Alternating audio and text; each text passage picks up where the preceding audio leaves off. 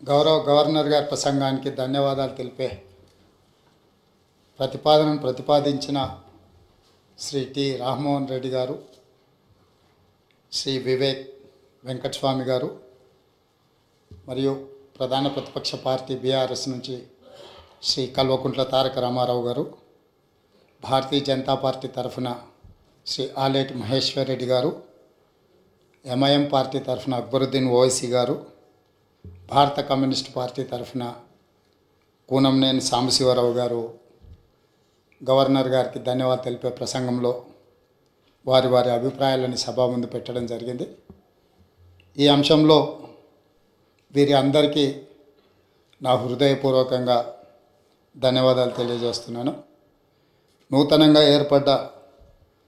తెలంగాణ రాష్ట్ర 3వ శాసనసభ సమావేశాలను ఒక మంచి సాంప్రదాయంతో ఆదర్శవంతమైన పరిపాలన అందించడానికి కాంగ్రెస్ పార్టీ కట్టుబడి ఈ శాసనసభ సమావేశాలను ఏర్పాటు చేసింది. ఈ సందర్భంగా నాడు తెలంగాణ ఉద్యమంలో తెలంగాణ 4 కోట్ల ప్రజలను ఏకోన్ముఖం చేసి ఉద్యమ స్ఫూర్తిని విద్యార్థులలో, నిరుద్యోగ యువకులలో, ఉద్యమకారులలో, తెలంగాణ రాష్ట్ర సాధనలో అమరులైన కుటుంబాలకు స్ఫూర్తినిచ్చిన అందశ్రీ గారి కవిత్వంతో ప్రారంభిస్తే తెలంగాణ ప్రజలందరికీ కూడా ఈ ఉద్యమ స్ఫూర్తితో పరిపాలన అందించాలనుకున్న కాంగ్రెస్ పార్టీ విధానాలు తెలుస్తాయని భావిస్తూ ఏందిరా తెలంగాణం, ఎలా మూగబోయింది జనగానం, ఏందిరా తెలంగాణం, యముల పాలవుతుంది మాగానం, రాష్ట్రమొస్తే కుక్కలా కాపలా నుంటనంటివి, మక్కువతో పలికిన మాటలేమాయే, అధికారం వచ్చి అహంకారముతో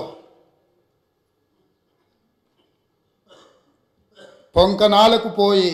రంకెలేసుడు ఏంది. అందశ్రీ గారు తెలంగాణలో జరుగుతున్న పరిణామాల మీద ఒక స్పష్టమైన భాషను, భావాన్ని ఈ తెలంగాణ సమాజానికి ఇచ్చిండ్రు. ఈరోజు శాసనసభలో వారి యొక్క ఆలోచనను